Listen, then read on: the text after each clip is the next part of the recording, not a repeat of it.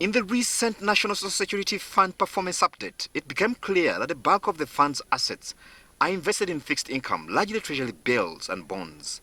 With an over 18 trillion shilling asset base, 78% is invested in fixed income. Some of this is invested outside Uganda in economies like Kenya. Some pundits assert that the bulk of the fund's money should be invested in Uganda given the massive public and private sector cash needs, especially at this point in time. NSSF officials, however, advise otherwise. But the reality is that because our economy is smaller than some of our neighbors, even when you participate to that extent and the impact is great, the overall impact on your performance is small. We closed the year with assets under management of 18.6 trillion.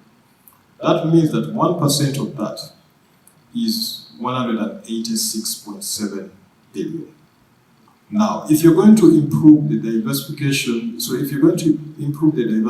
of this fund by 1 percentage point, it means that you have to be able to deploy more than 200 billion. It is partly for this reason that the fund has invested beyond the borders of Uganda, but also to seek a better return on investment, which is key in preserving and protecting the savers fund's value. We have got 3 value propositions to our members. The first one is safety. And safety has 2 components. That when you are eligible for your money will be there.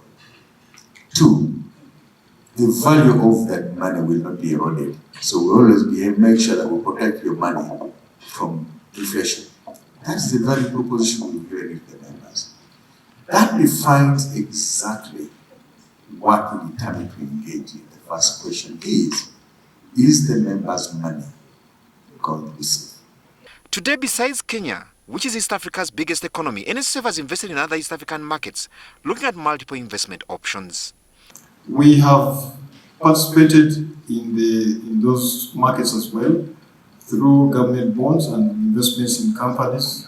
In Tanzania, we have a big allocation to fixed income. They have bonds. Actually, bonds in Tanzania of more than 2 years are actually tax-free, and we take advantage of that again to bring the effective tax to the member down. But we've also invested in the blue chips of that particular market. But again, what we saw last year, the market as a whole came down, and in fact, even on the fixed income side, the yields in Tanzania reduced from about 14% last year to 12% by the time we closed the year. In the year ended 30th June, NSSF revenue increased to 2.2 trillion shillings, representing a 15% increase from the previous year.